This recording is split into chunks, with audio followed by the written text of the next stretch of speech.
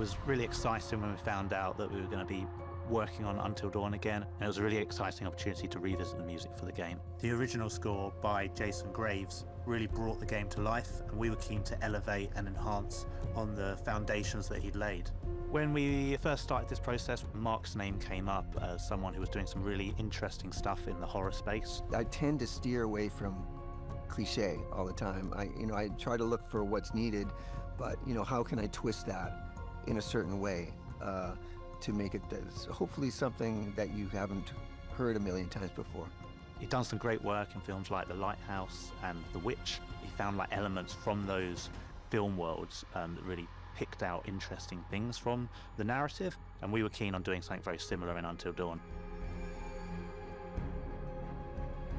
One of the first things we started looking at when we started on this game was the main theme and how we wanted to update that for the title. You'll hear that from the very beginning, and it'll be introduced all throughout the game and at key moments. I think the importance for us was having something that had a real hook to it, that was really identifiable, that you would hear it in any style and in any part of the game, and you would immediately pick up, oh, this is relating to the wider Until Dawn universe.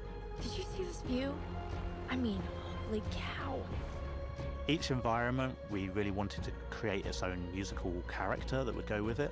So for the mines, the sanatorium, the forest itself, and the lodge, we had 4 different suites that would sit within these worlds that would give each of them a character and their own kind of melodies and sound world, which you immediately knew when you were changing from environments, changing between different characters. It kind of sat you in that place very quickly. You understood where you were because of that musical world. I try to evoke the feeling of being in these places, with the mines. It's metallic. It's the scraping of the wheels on the mine car tracks, and it's echoey, so there's more reverb. It's not so in your face. It's more sort of a haunted feeling. Than the lodge would be close. It's indoors in a nice warm cabin, so it's more in your face.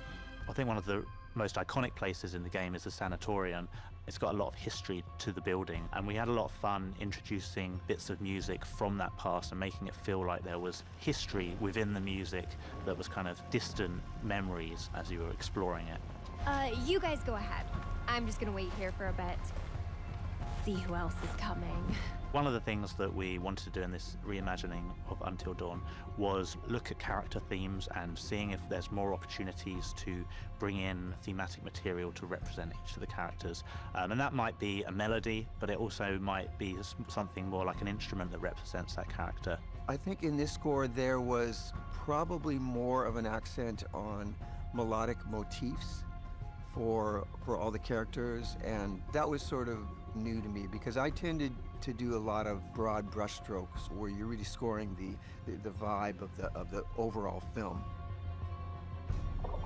Wait, okay, so you hear that too, right? The score was mostly done in the box, so that's basically in my home studio, with not a lot of acoustic instruments performed within the recording of the score. When you're composing, in the box, as we say, there can be a certain thinness to the sound. It's sort of closed in like that.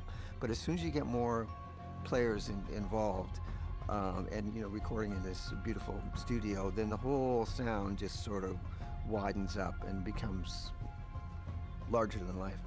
With a couple of the sessions we're doing here, we're kind of trying out some more experimental things, and our kind of goal here is to really find some interesting and unique sounds that can really characterize some of the places and sequences within the game.